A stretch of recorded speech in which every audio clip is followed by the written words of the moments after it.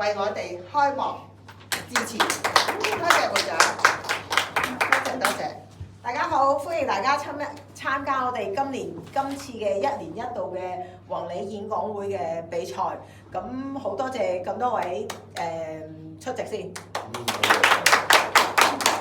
咁我網上睇過啦，原來咧美國第28屆美國嘅總統咧維信先生咧，佢最出名係咩咧？我唔知佢領導能力點咧，當時我未出世。但係佢最出名咧就係佢演講簡短而有力。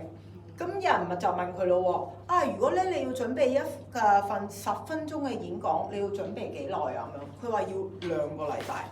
咁如果1個鐘咧，1個星期。咁如果2個鐘咧，唔使準備即刻出嚟講。其實佢嘅意思係咩咧？一個越短嘅演講，其實準備嘅時間要越多。一個技巧咧就係你要化繁為簡，將扼要嘅內容講出嚟。